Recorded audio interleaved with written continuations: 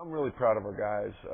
I wish it was almost like halftime of the season. I wish it was like the NBA All-Star break because I feel like we are just on the verge of playing some great basketball. We've been playing good basketball, and for 30 minutes we've had UTEP down 15 in the second half at their place. We had Tulsa down by 14 in the second half. We had Memphis down in the second half at home. Houston down in the second half. We had a 1-point lead at UAB with 18 seconds to go. We're right there, and in a way, I hate that the season's going to end because I feel like we're on the verge of really breaking out, but that's going to carry over to next year, and hopefully we can win our last 2 games in the regular season and make some noise in the conference tournament. At the beginning of the year, Justin was really doing well, and I think, like most freshmen, he kind of hit a wall. And that's a position, kind of the 2 and the 3, where we have a little more depth. He kind of hit that wall in January, but he is going to be a really good basketball player. He's very quick. He can really guard. He can drive the ball to the basket, and he's going to be a good shooter. Just a couple of mechanical things he's got to make adjustments to.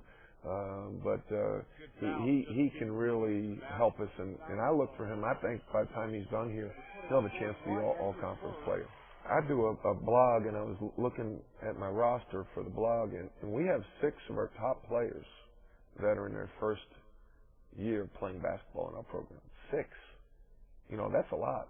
And so when the game gets tight, there's some inexperience that rears its ugly head. And I think that'll really benefit us next year and the year after when these guys are juniors and seniors and they've been through the wars and they can teach the young guys. We don't have the upperclassmen teaching the young guys. Bomba's the only one who's played here for more than 2 years. And as you can tell, he's not the most talkative guy at times.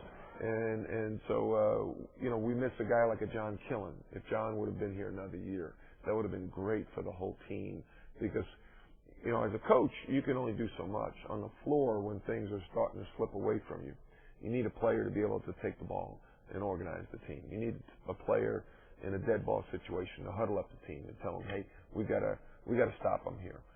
You need a veteran player to have the confidence to take and make a big shot. And John Killen was doing that at the end of his career. So I wish, John was a senior this year instead of in grad school. Paul McCoy has those star qualities. He's not afraid. Here's a guy that I may end up leading us in scoring as a freshman. It'll be the first time in the history of SMU basketball that a freshman would lead the team in scoring. That's good and bad.